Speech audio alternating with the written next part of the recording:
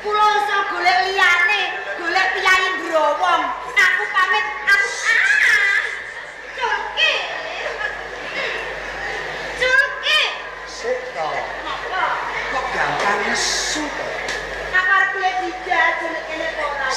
Adidah. Nggih. Arek nak jeruk minum jeruk. Kersane no. Apa? Aku malah rebutan lipen, rebutan colak karo Didah. Sami. Soropat minum. Napa Kanjeng? Telane aku mau ngodi marang jeruk cetek engke samu marang. Coba sarang. Lakune angin kentrajan oleh suasane gegodongan. Semune pating sembibit suarane kaya dripung kang padha ketibungan. Kaya dhewe ngrasaku marang kowe. Kaya kepengin kidungan marang kowe kang sipate ngrasa kesel. Mboten kula Kanjeng kok megah. Megah. Sedaya pangandiku pengen tekan kula mboten atiku. Oh, ngono to. Kula Putih Kanjeng. Putih.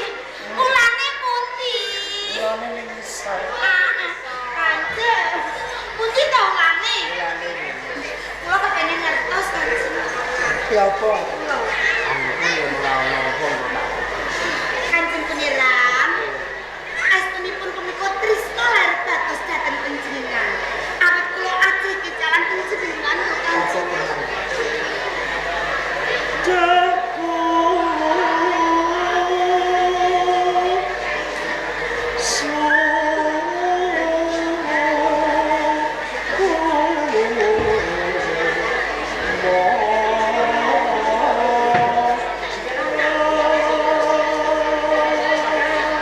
Kanjeng Pangeran. Swanten yang sakit dokter kakek marang jantung kula. Kentang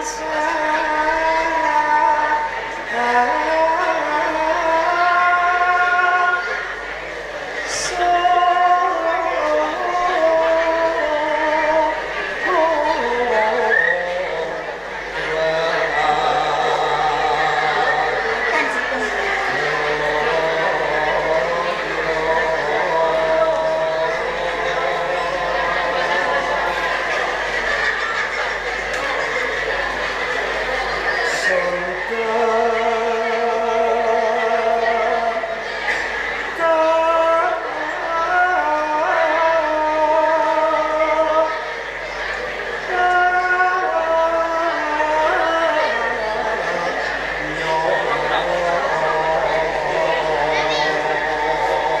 Kanjeng Piranti Nawangsa.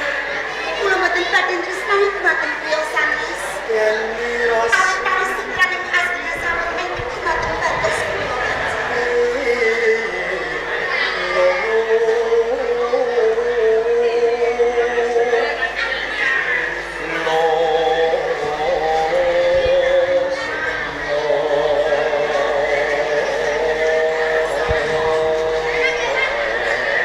Menapa saged kula tulis pangandika panjenengan Kanjeng Piranti Nawangsa.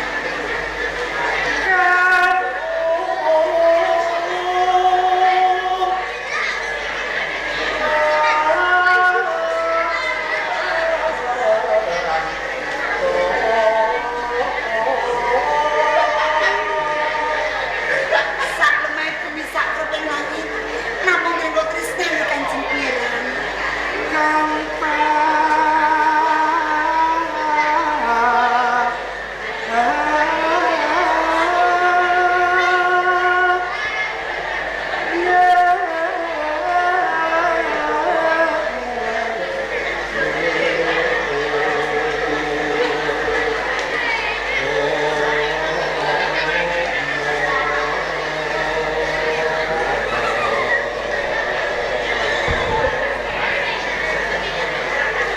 Piyayine bagus gadah piteksi. Sungguh kali swantenipun Kanjeng Piranti.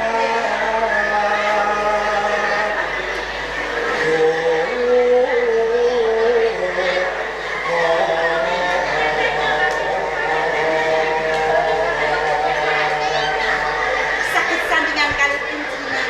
Ibu sarjana gesang.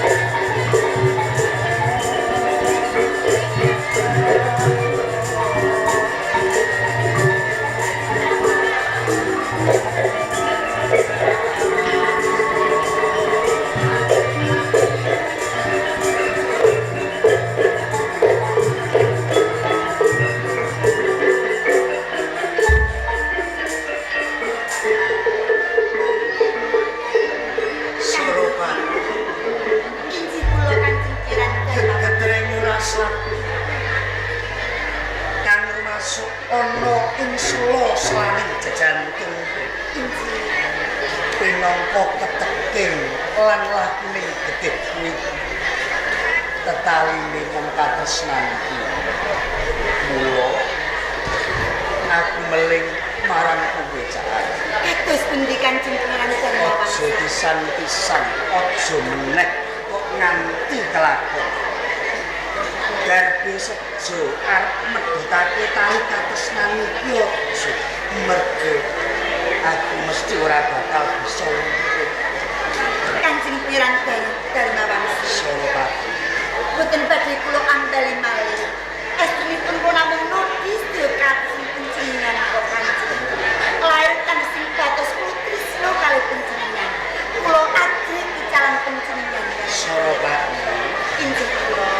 rene sawetara sesambungan tresnaku lan sliramu kuwi durung ndak aturake ana ngarsa dalem Rama Prabu Makutrawala kula sawetara sewang-sewangan lagi aku bakal bali ning Medang selama ngarsa dalem Rama Prabu Makutrawala baliku uga kandha bapa marang wong tuamu Kanjeng Pangeran Darmawangsa. Soropati Ingkang kantosi panandika ingkang kados ngaten. Mugi enggal matur nuwun Sang Prabu Makutrawangsa. Badhe kula rantos ing rangka kula sakrawu panjenengan. Tekan kula rantos yen rahar patikon yang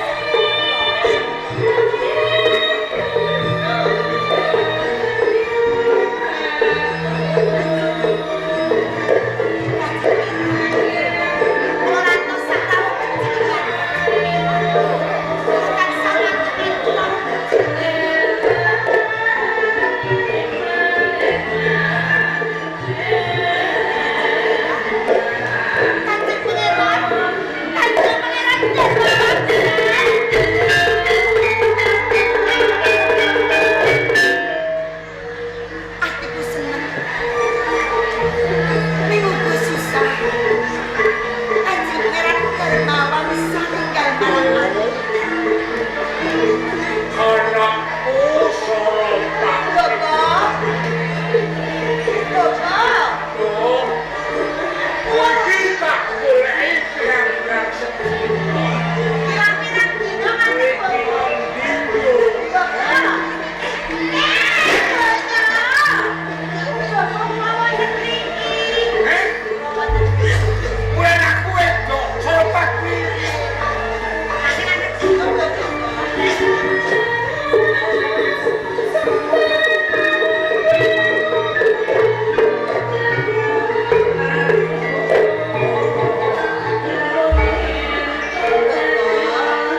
Badhe tindak pundi panjenengan? Aku ning omah kok malah bingung. Lah kok bingung? Kok ora bingung kepiye to? Menggale menapa to, Bapak? Aku ora mikir ki apa-apa. Menggale biyung. Sing tak pikir mung anakku wedok kowe. Saestu. Wetane karo bapak Nggih. jare arek ngundai Sampun, Bapak. yang senja Nggih. lungamu esuk. Lho kok nganti bedhok ora nemule. Ngombahi, kula pepe, terus sinambi yang-yangan. Lho, Bapak, kok kaget to? Ora kena. Lho, Kowe iki bocah wedok ya, nggih, Gen. Bapak. Ucape wong wedok kuwi dawa rambute ning cekak. Sak rambut dadi sarwo ringgit. Lu nak nganti kowe dicekak Bathara Kala. Boten kok, Bapak. Kula wae kula yang-yangan. Nggih ta, Bapak? Nek aku duka nggih. Wah, pengen kaget lho, Bapak, mawon ngertos. Piyayi. Piyayi, Bapak. Yai, Nggih, saka ngendi? saking Medang. Asmane Kanjeng Pangeran Darmawangsa. Darmawangsa putra Ratu Makutawangsa. Leres.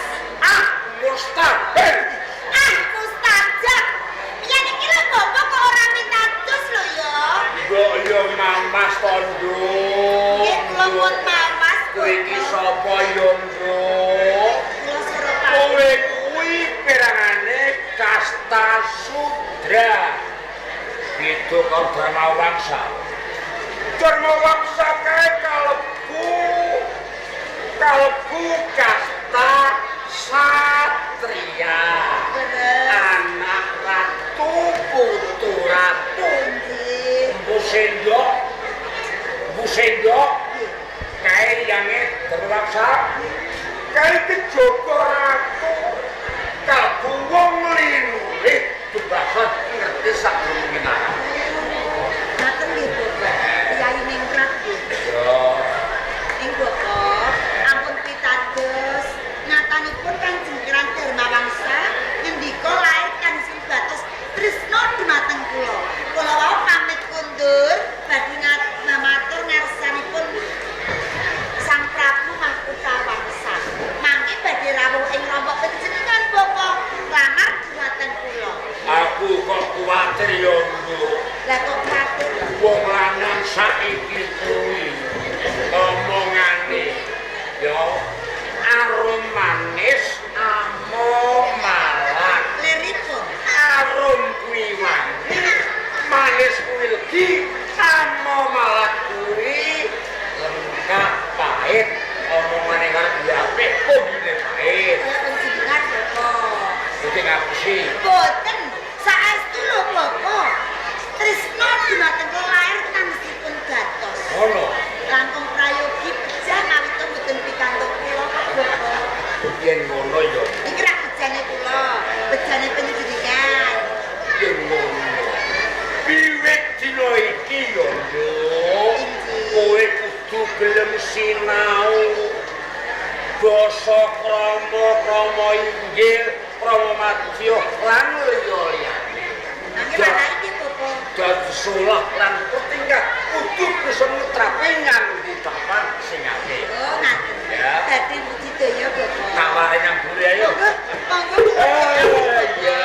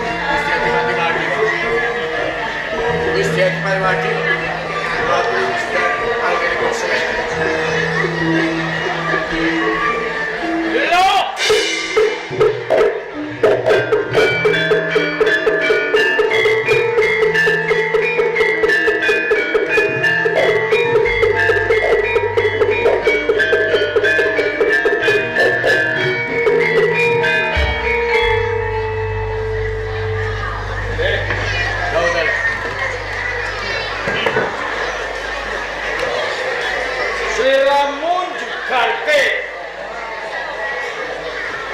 nggonku Sumedi minta marang kanugrahane kampohaku kapala diderekake Senopati jane menawi kula sakatenipun dipunangertos Pak. Ya. Kadah dipengkat. Bisa dipadukan. Estunipun menapa ingkang dipun penggalih lan menapa darunanipun dening panjenengan tansah wonten Sumedi kamong sampun kalih pisuwangan panjenengan boten nggah wonten ing kursi kencana dampar Maesundar kamong Unggawa praja Nayaka praja tanpa modal kawula ing Morawang tansah angantu dawuh panjenengan. Apa ya kaya ngono? Menika leres Kanjeng Bupati. Nanging kowe Senopati sakloron sing ndak percaya. Lan maneh aku paring dawuh lawanku sak wanci-wanci ana kawula sing pengin ketemu lawanan. Apa sliramu ora bisa nuduh, aku ora bisa ngandani yen aku ora kena diganggu sapa wae. Tadah duka ingkang kathah. Ya. Mbok menawi parisrama kula Kang Udata. Nyun sewu jeneng Dipati. Kapange rasa kawula wonten Morawari. Kepengin kepanggih marang Ndika. Menika mboten saged dipun panggung. Menika leres. Astunipun sampun boten kirang-kirang. Anggen kula paring pemut sarta ngedahaken menawi wedal sak menika Kanjeng Bupati niku boten saged kakang. Lan ewa semanten sedaya para nayaka loro karteni praja kalebet para sentana pandhapipun para kawula tansah haratu-ratu panjenengan Kanjeng Bupati. Nah, prabelanipun Gilang Yudra ka Indrayuda. Kados punika monggo praturi menggalih. Ya. Pancen yen sak keplasan aku bisa kuwansani. Nggih. Ora bisa nuruti apa sing dadi penjaluking para kawula. Nanging nggih. Kabeh iku mau tenange ora kanggo pribadiku. Lajeng jalaran peperangan abad Morawari lan Medang durung ana krampungane. Nganti dina saiki perang lan perang wayah sak wayah kapan sok kapan tetep diambali maneh jalaran urung ana pepuntone di sing kalah lan wis menang. Nek aku bisa ngalahake wong-wong Medang pisan aku bisa melar jajan sing kaping pindho aku bisa mulyake para kawula kabeh ing Kabupaten Morawali. Nek kakon kaya ngono, apa kowe kabeh ora melu seneng perkara iki? Remen rasi manah nai. Babakan menika kula pasrahaken dhumateng Senopati kekalih gunung. Kula tuwindangu kathahipun para prajurit lan magaran enggal ing sami ngasokaken jiwa raganipun wonten Morawali. Nggih. Kanjeng Dipati, menawi kepareng matur kula, panjenengan menika mboten sisah kuwatos. Awit menapa? Sedaya Brigade Kabupaten Morawali sampun wonten tinggian kula. Kula lan kadang kula saged dados bentengi Kabupaten Morawali. Menika leres. Prasasat sesantenipun manah kula. Putung kabalang remuk sinawura. Kula boten badhe suwala sedina dawuh angklampahi. Upama dina iki aku perintah marang kowe sakloron ing kono apa bisa ngrampungi gawe ngrumpuhke kraton. Sakotahipun kula badhe tanggal jawab ngedaken kawibahan wonten ing Medang. Ya ngono. Yen pancen kaya ngono ya dina iki aku pengin mbuktekake apa sing dadi wong ketop Wadya Bala ing Morawali kecap perang ing Medang. Wis aku paling mengse.